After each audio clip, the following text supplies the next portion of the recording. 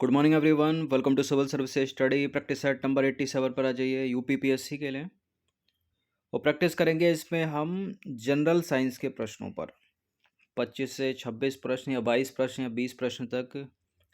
ठीक है, यूपीपीएस में पूछ लिए जाते हैं, यूपीपीसीएस में। तो चलिए स्टार्ट करते हैं। प्लेलिस्ट इस टेस्ट सीरीज़ की बना रखी है, डिस्क्रिप्शन बॉक्स में लिंक है, वहाँ पर आप टेस्ट नंबर 1 से लेकर इस टेस्ट तक पहुँच सकते हैं। तो पहला प्रश्न है, निम्नलिखित में से कौन सी मिश्र धातु नहीं है? स्टील, पीतल, ब्रॉन्ज या तांबा? स्टील है, पीतल है, ब्रॉन्ज है, तांबा नहीं है। ठीक है, तो तांबा जो है मुक्त एवं संयुक्त दोनों अवस्थाओं में प्राप्त किया जाता है और यह संयुक्त अवस्था में अयस्कों के रूप में पाया जाता है। इसका प्रयोग जो है विभिन्न प्रकार की मिश्र धातुओं के निर्माण में होता है। जबकि पीतल की बात करें, ब्रॉन्ज की बात करें, स्टील की बात करें, मिश्र धातुएं ये। नंबर 2 पर आ जाइए। जस्तेदार लोहे की चादरें जंग से बची रहती हैं क्योंकि उनमें निम्नलिखित में से किसकी परत विद्यमान होती है? यह प्रश्न दूसरी तरह से भी पूछा जाता है कि लोहे की छड़ों को या चादरों को जंग से बचाने के लिए किसका लेपन किया जाता है? वो क्रिया क्या कहलाती है? छोटी क्लास में पढ़ा होगा आपने। जिंक का लेपन होता है, इस पर जस्ते का लेपन होता है जिससे लोहा बचा रहता है। ठीक है, क्षरण से, यानी जंग नहीं लगती इस पर।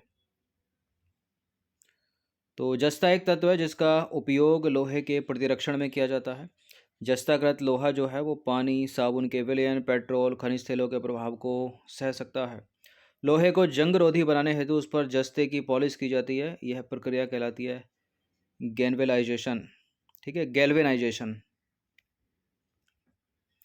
नंबर 3 पर आ जाइए। निम्नलिखित में से क्या जल से हल्का होता है? देखिए, सोडियम को जल में डालते हैं तो तैरने लगता है। ठीक है, तो बी हो गया इसका आंसर।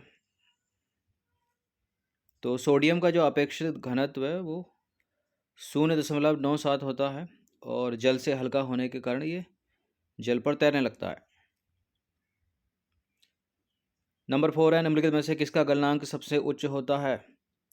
इनमें किसका गलनांक सबसे उच्च है, यानी वह बिंदु जिस पर वो वस्तु ठोस अवस्था से द्रव अवस्था में आ जाएगी। बोरॉन का गलनांक सबसे ज़्यादा उच्च है यहाँ पर। तो किसी ठोस पदार्थ का गलनांक वह तापमान होता है जिस पर वह अपनी ठोस अवस्था में पिघलकर द्रव अवस्था में पहुंच जाता है। विकल्पों में बोरॉन का गलनांक जो है सबसे उच्च होता है। नंबर 5 है, कौन सा उद्योग बॉक्साइट को मुख्य कच्चा माल के रूप में उपयोग करता है? बॉक्साइट को कच्चा माल के रूप में उपयोग करेगा एल्यूमिनियम। तो बॉक्साइट एल्यूमिनियम का एक प्रमुख अयस्क है। एल्यूमिनियम उद्योग में बॉक्साइट मुख्य कच्चा माल के रूप में प्रयुक्त होता है। नंबर 6 पर आ जाइए। फ्लोरोसेंट लैंप में सर्वाधिक सामान्यतः प्रयोग होने वाली वस्तु कौन सी है? सोडियम ऑक्साइड तथा आर्गन, सोडियम वाष्प नियॉन, पारा वाष्प ऑर्गन या मर्क्यूरिक ऑक्साइड तथा नियॉन? देखिए, इसमें भरी होती है आर्गन गैस और पारे की वाष्प। सी है इसका आंसर। पिछले 10 से 12 वर्षों में कंप्यूटर एग्जाम में बड़ा पूछा गया है सवाल। अब तो एलईडी आ गए हैं, उस पर बनते हैं। तो प्रतिदीप्ति नली में सर्वाधिक सामान्यतः निम्न दाब युक्त पारा वाष्प और आर्गन गैस भरी जाती है। कभी कभी इनमें जिनॉन, नियॉन अथवा क्रिप्टॉन का भी प्रयोग किया जाता है। माणिक्य और नीलम रासायनिक रूप से कैसे जाने जाते हैं? क्या है ये? एल्युमिनियम ऑक्साइड है या सिलिकॉन डाइऑक्साइड है, लेड टेट्रा ऑक्साइड है या बोरोन नाइट्राइड है? ना तो ये लेड टेट्रा ऑक्साइड है, ना बोरोन नाइट्राइड है। ये तो या तो एल्युमिनियम ऑक्साइड है या फिर सिलिकॉन, इन्हीं में से एक आंसर है। माणिक्य और नीलम ये हैं एल्युमिनियम ऑक्साइड। तो माणिक्य एवं नीलम कोरंडम के जवाहरात रूप हैं। कोरंडम प्राकृतिक रूप से जो है एल्युमिनियम ऑक्साइड के क्रिस्टलीय रूप में पाया जाता है। नंबर 8 पर आ जाइए, इंपॉर्टेंट है प्रश्न। प्लास्टर ऑफ पेरिस रासायनिक रूप से है क्या है? कैल्शियम ऑक्सलेट है, ऑक्साइड है, कार्बोनेट है, सल्फेट है। प्लास्टर ऑफ पेरिस शल्य चिकित्सा में इसका प्रयोग होता है। कैल्शियम सल्फेट है, ये मूर्तियाँ बनाने में होता है। तो प्लास्टर ऑफ पेरिस को कैल्शियम सल्फेट के रूप में जाना जाता है। इसका प्रयोग जो है शल्य क्रिया में पट्टियों के रूप में होता है और इससे मूर्तियाँ और मूर्तियों के सांचे बनाए जाते हैं। नंबर 9 पर आ जाइए। निम्नलिखित लौह अयस्कों में से बेलाडिला में किसका खनन होता है? बेलाडिला लौह अयस्क की खान है। ठीक है, और इसमें भी जो है मिलता है हेमेटाइट। सबसे जो अच्छा होता है वो मैग्नेसाइट लोहा होता है, लेकिन भारत में बहुत कम है। भारत में सबसे ज़्यादा है हेमेटाइट ही है। ठीक है, दूसरे नंबर का है, तो उच्च गुणवत्ता का हुआ ये भी। तो बेलाडीला खान जो है कहाँ पर? छत्तीसगढ़ के दांतेवाड़ा डिस्ट्रिक्ट में है ये। यहाँ हेमेटाइट लोहा इसका खनन किया जाता है। हेमेटाइट जो है उच्च गुणवत्ता वाला लोहा है इसके। भारत में बात करें तो मुख्यतः 4 प्रकार के लोहा इसके पाए जाते हैं जो ऊपर ऑप्शन में थे। मैग्नेटाइट हो गया, लिमोनाइट हो गया, सिडेराइट हो गया और हेमेटाइट हो गया। लोहा अयस्कों में जो मैग्नेटाइट अयस्क है वो सर्वोत्कृष्ट कोटि का लोहा अयस्क है, किंतु भारत में बहुत कम मात्रा में पाया जाता है। हेमेटाइट की बात करें तो हेमेटाइट भारत में लौह अयस्कों में द्वितीय कोटि का लौह अयस्क है और भारत में 80% लौह अयस्क हेमेटाइट कोटि का ही पाया जाता है। भारत में सर्वाधिक लौह अयस्क भंडारण की बात करें, भंडारण मतलब रिजर्व जो है वो कर्नाटक में है और जो प्रोडक्शन करता है सारा उत्पादन वो है उड़ीसा। 10वां प्रश्न है, मोती की रासायनिक संरचना है। कैल्शियम क्लोराइड है, कैल्शियम सल्फेट है, कार्बोनेट है या कैल्शियम और मैग्नीशियम कार्बोनेट है। यह है कैल्शियम कार्बोनेट मोती। तो मोती में 85% कैल्शियम कार्बोनेट, 2 से 4% जल तथा कुछ मात्रा में कांचियोलिन पाया जाता है। कांचियोलिन जो है एक प्रकार का प्रोटीन है।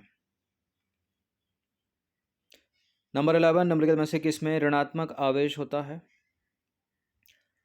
ऋणात्मक आवेश अल्फा किरण, अल्फा कण, बीटा किरण या फिर गामा किरण।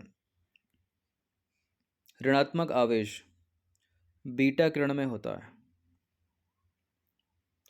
तो देखिए अल्फा किरण की बात करें तो अल्फा किरण अल्फा कणों से बनी होती हैं जो धनावेशित हीलियम नाभिक होते हैं, तो ये तो होगा नहीं। बीटा कण जो है ऋणावेशित इलेक्ट्रॉन, ठीक है, तो सी हो गया सही आंसर। और गामा किरण जो है आवेशित होती हैं। गामा जो है विद्युत चुंबकीय तरंगे होती हैं, ठीक है, इलेक्ट्रोमैग्नेटिक वेव्स। 12वां प्रश्न है, साइटोट्रॉन एक ऐसा संयंत्र है जिसमें उत्पन्न किया जाता है विद्युत ऊर्जा, ध्वनि, पर्दे का चित्र, कृत्रिम मौसम। साइटोट्रॉन साइटोट्रॉन कृत्रिम मौसम उत्पन्न करने के लिए है। तो साइटोट्रॉन एक ऐसा यंत्र है जिसमें कृत्रिम मौसम उत्पन्न किया जाता है। नंबर 13 पर आ जाइए, निम्नलिखित में से कौन धातु चुंबक द्वारा आकर्षित नहीं होता? जो लौह चुंबकीय पदार्थ नहीं होगा वो नहीं होगा आकर्षित। तो लोहा हो गया, निकेल हो गया, कोबाल्ट हो गया, ये तो लौह चुंबकीय पदार्थ है। एल्युमिनियम जो है वो लौह चुंबकीय नहीं है।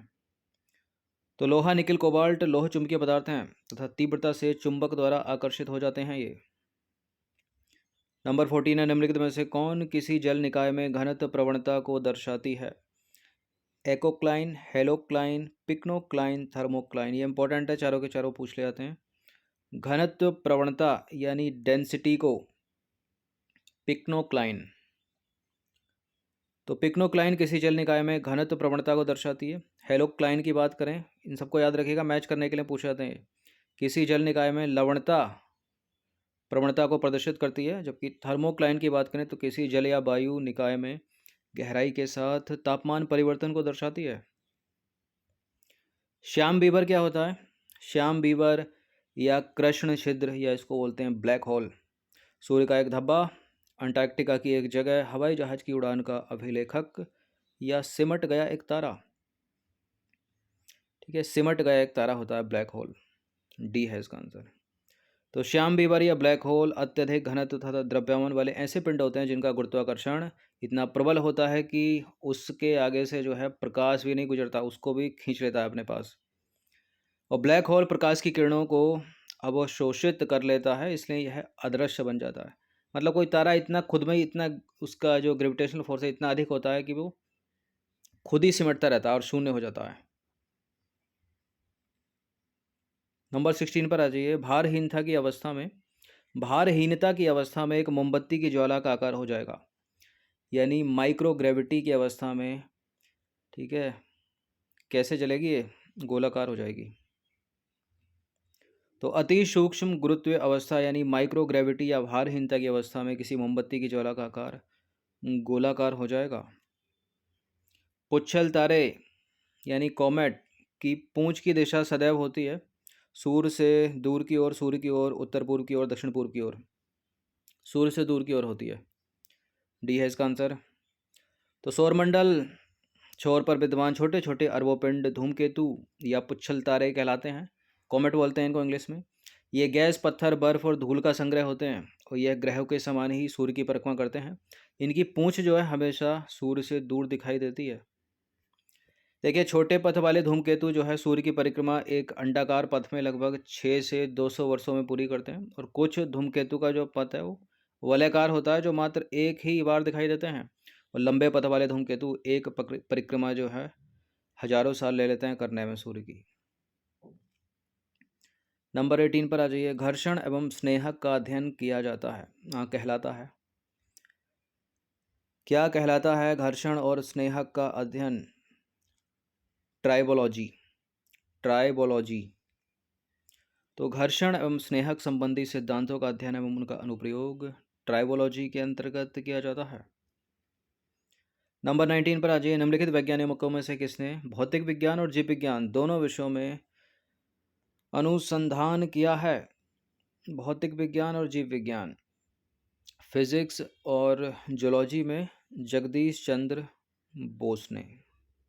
तो जगदीश चंद्र बोस भारत के प्रख्यात भौतिकविद, जीव और वनस्पति विज्ञानी थे। इन्होंने रेडियो एवं माइक्रोवेव सिग्नलों के विषय में अनुसंधान के साथ वनस्पति विज्ञान के क्षेत्र में महत्वपूर्ण योगदान दिया। और इन्होंने विभिन्न उद्दीपनों के विरुद्ध पौधों की प्रतिक्रिया मापने के लिए कैस्कोग्राफ नामक यंत्र का आविष्कार किया था। ठीक है, किसने इन्वेंट किया था कैस्कोग्राफ? जगदीश चंद्र बोस, जेसी बोस।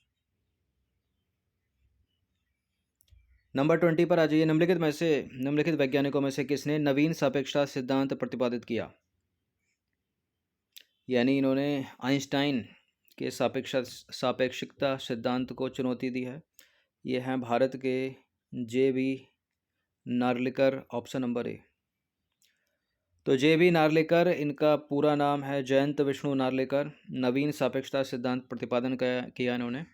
और इन्होंने वरिष्ठ वैज्ञानिक डॉक्टर फ्रेड होयले के साथ मिलकर आइंस्टीन के सापेक्षता सिद्धांत में संशोधन कर यह प्रतिपादित किया था। महाराष्ट्र के हैं ये, कोल्हापुर के, और जन्म हुआ था इनका जुलाई 1938 में।